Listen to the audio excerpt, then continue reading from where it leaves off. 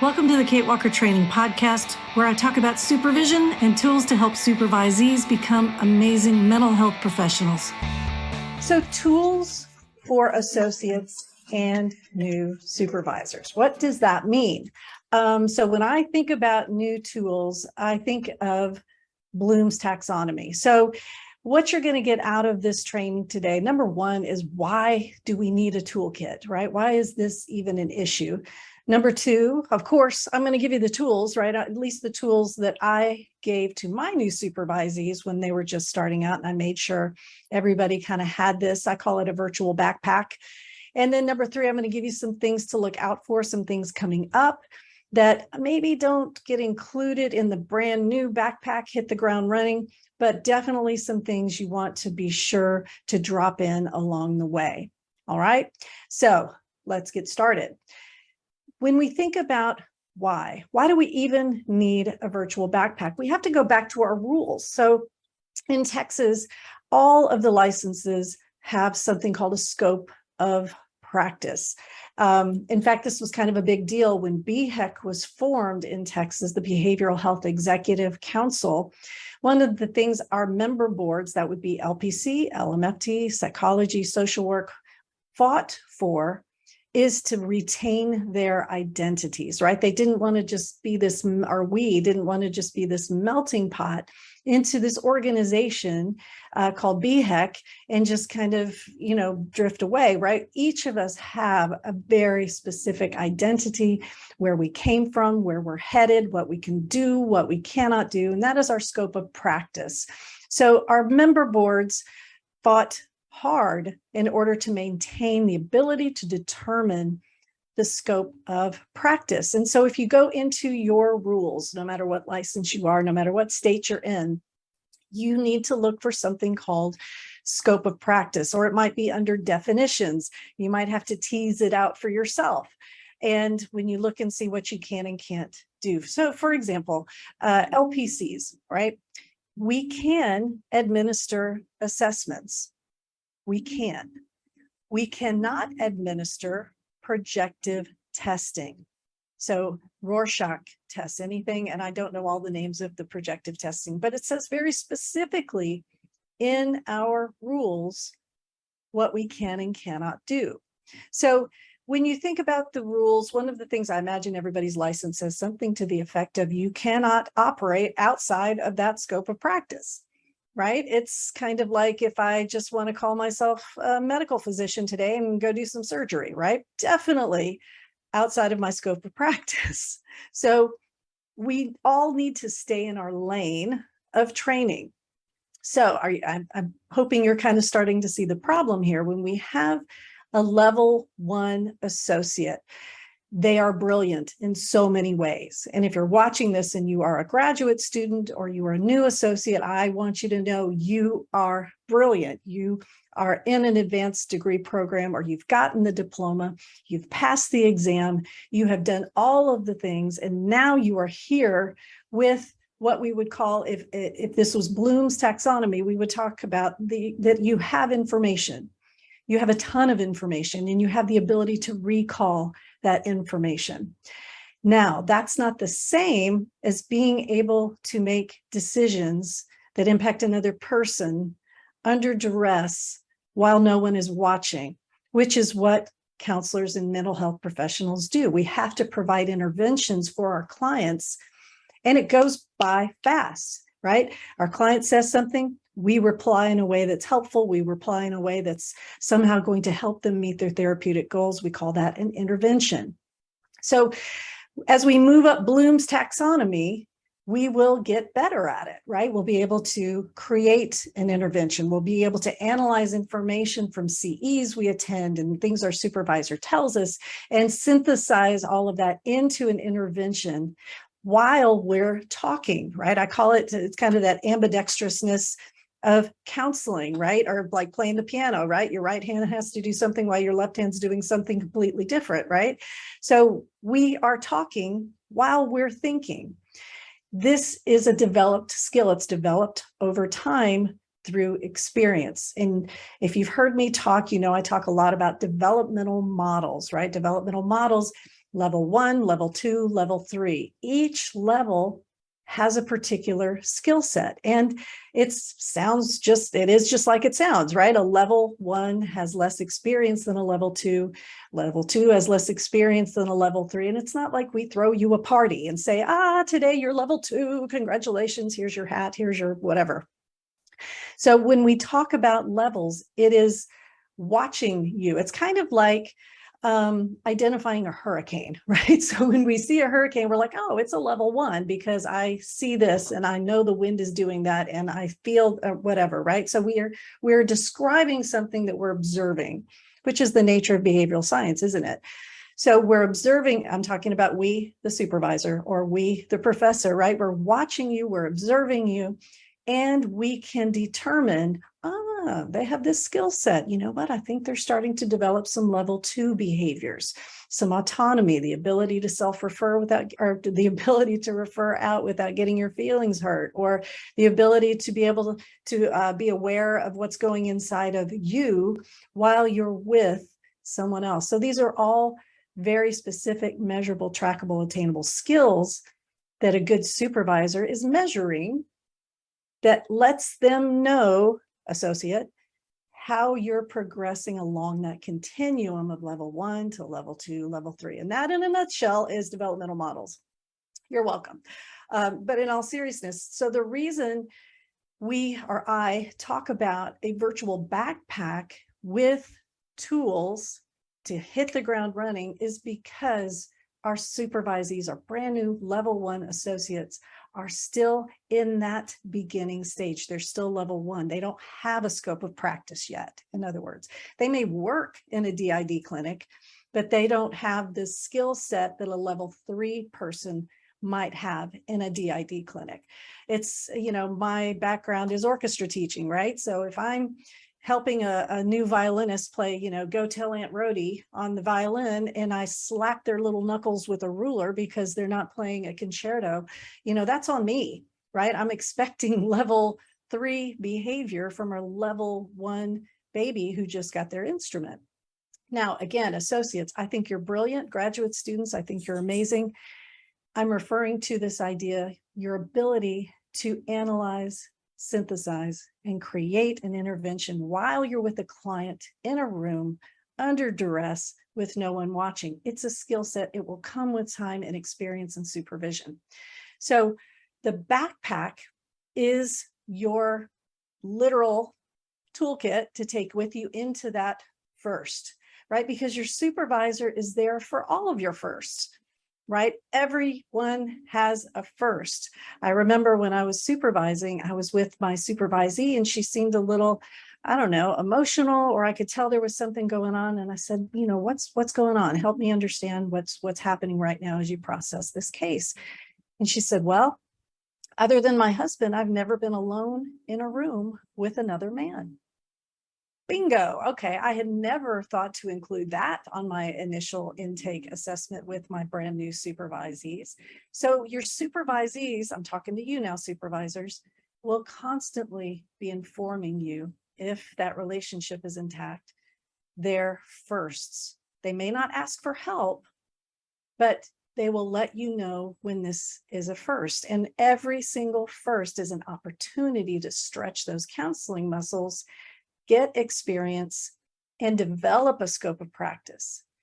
But in that moment, if it is truly a first, they are hanging on by the seat of their pants.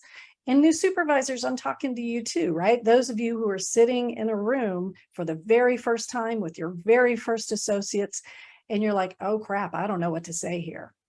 You need a toolkit too, but that's for another video. and I promise I have tools for you. But for now, we're talking about the virtual backpack for our brand new level 1 associates, just graduated grad students, and maybe even graduate students in their supervised practicum. All right, so I have a cheat sheet here because I can. And I do have a blog about this. If you go to katewalkertraining.com, I talk about this. I show some pictures of the actual books that I recommend. So number 1, have a book list that you give to your brand new associates the minute they walk in the door. Hi, nice to meet you. It's time to start our supervision relationship. Here's your book list. So for me, what I encountered when I was a new and seasoned supervisor, and when I was teaching master's level counseling students as a professor, is there's troubling countertransference all the time. But I found them particularly with addiction and infidelity. So I always, number one book was Addictive Thinking by Abraham Tversky. It's a fabulous book. It's a short book, because remember, these students, they don't have a whole lot, or these associates, they don't have a lot of time to read. And so I would always say, you know what, if you can get through the foreword and the first 3 chapters and talk about it with me, then we can decide if you need more, if you want to read more, but mostly they would finish the book because they're great books. Addictive Thinking is, even for students, remember, they've had the course. Most likely they've had the course. They know about addiction. But a book like Addictive Thinking helps them understand how the addict is thinking, right? That dichotomous thinking. There's a really good definition of addiction in this book too. Another book that I give out is called The Dance of Anger by Harriet Lerner. And I'm an MFT, I'm a family therapist. And so even when I'm working with my LPCs, I want them to understand their client in relationship. I want them to understand that they're sitting there in front of you representing at least 6 different families, not family members, families, right? And over-functioning, under-functioning, all of that. I think that Harriet Lerner does a great job of synthesizing kind of those Bowenian concepts of the transgenerational marriage and family therapy idea. And it's spoken of in a way that these same associates can recommend these books to their clients, right? And I recommend that they do that. The third book that I recommend my new supervisees read is How to Help Your Spouse Heal from Your Affair by Linda McDonald. This I have found is a great book, but there's another book. There are tons of books out there. Anything by Michelle Weiner Davis, just having something in your new associate's hands to combat the countertransference that they may not even know that they have. It's a blueprint, it's a step-by-step, it's a short book. There are lots of bullet points. It allows them to give each partner some tasks. It takes away blaming. It's just, and like I said, you pick your book.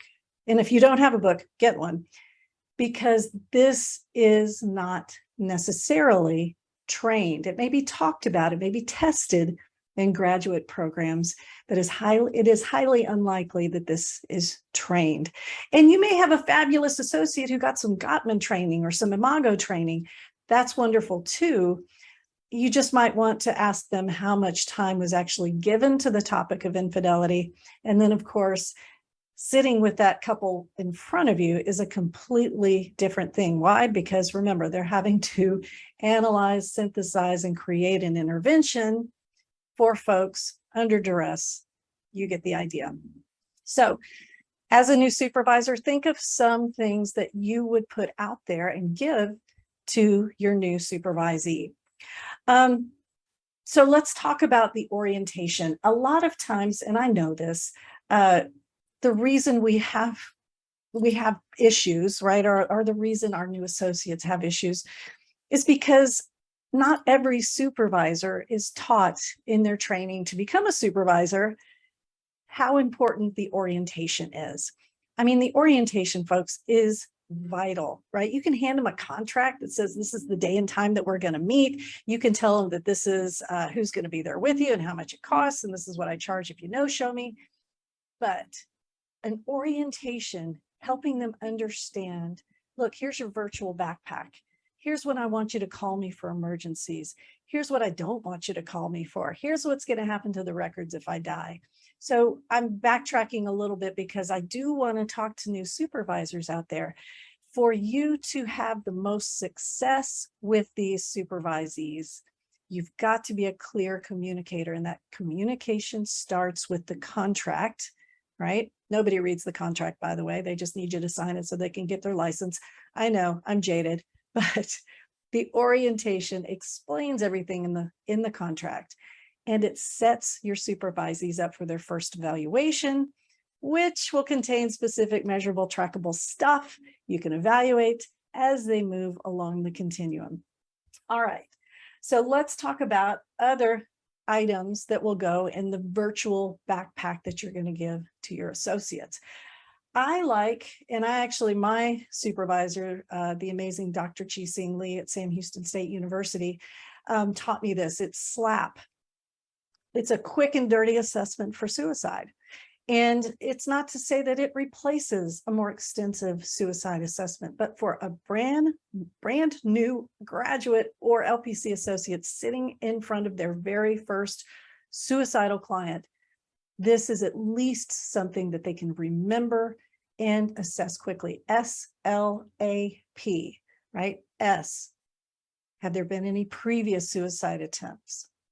L, what is the lethality of the current plan or previous plans? A, how accessible does the person have access to these means? And P, of course, is there a plan, right? And as the supervisor, you can tell them what to do next in the orientation. Also in their virtual backpack, don't just limit it to suicide. Homicide. There are quick and dirty homicide assessments out there. I even encourage supervisors to give associates a quick and dirty stroke assessment. I remember reading about it once that was, I can look at it right now. B, fast. And if I put my glasses on, I can read it. B stands for balance. E stands for eyes. F is face. You look at their face to see if they're drooping. Arms, can they hold their arm up? Speech, is their speech getting slurred? And time,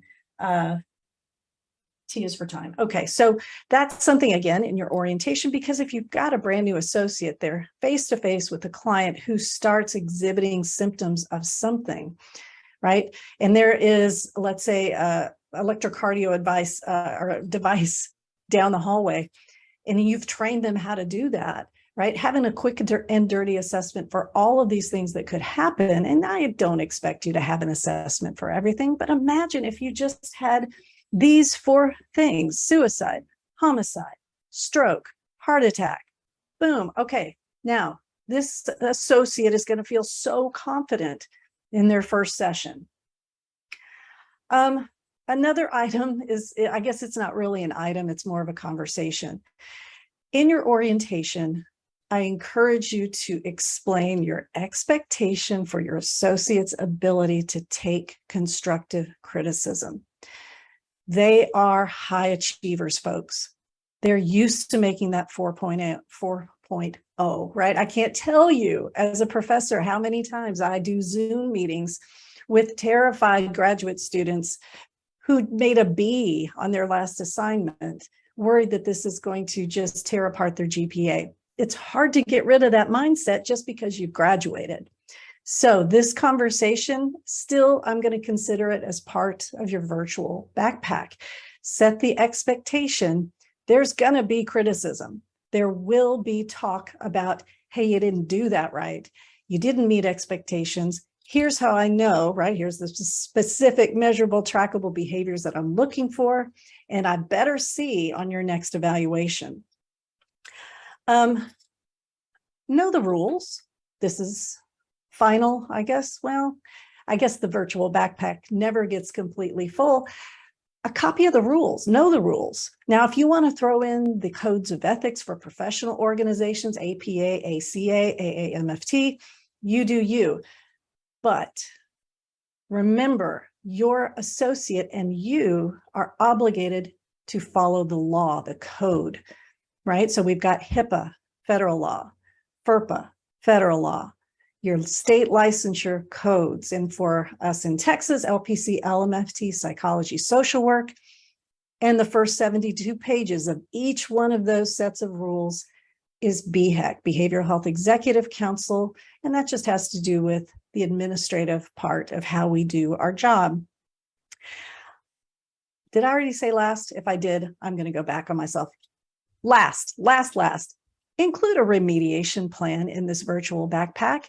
I gave a talk yesterday and I helped new supervisors understand when we have a rupture in the supervisor-supervisee relationship, 9 times out of 10, it's because you surprised them, right? Maybe you guys acted like buddies and the boundaries were maybe a little gray. You were friends or a former professor or maybe a former colleague. Now you're a supervisor. And then out of the blue, you're like, oh, hey, I'm going to give you a remediation plan. Nothing shuts down a high achiever. I mean, folks, that's not constructive criticism. That's just mean, right? If you have never introduced them to the idea that there will be evaluations, there will be a remediation plan, it is not the end of the world. It is not the end of your career. Put this in the virtual backpack. Put the remediation plan in the virtual backpack. Go over it with your supervisee. Explain how it works. Maybe you guys could even co-collaborate on some things and demystify it. Don't let it be a surprise. All right, I want to make sure I covered everything. I wanted to make sure that you learned today why this is even an issue, right? Why scope of practice is a thing. Back when I was the LPC board liaison for TASES and there were open meetings, and when I go to workshops, I learned this as well, it's confirmed. When supervisees get in trouble, when there are complaints, I'm going to give you a bogus statistic again, 9 times out of 10, it's because they're in over their head. Right? Scope of practice is something that it's dynamic. It grows over time. And if you have a level 1 supervisee, it just ain't there yet. Or it's there, but it needs a little watering and sunshine. That's you, sunshine.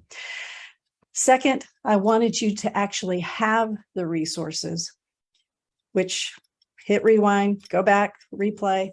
And then finally, I wanted you to make sure that you include the remediation plan in your virtual backpack, because that will be an issue going forward. Now, of course, there's some new rules having to do with self-employed associates here in the state of Texas. So if that's something that you're dealing with, if that's something that's part of your supervision, you're going to want to add to that backpack things having to do with business, right? Because your supervisees' clients are also your clients. All right, so this has been Tools for New Supervisees, quick tools for new supervisors.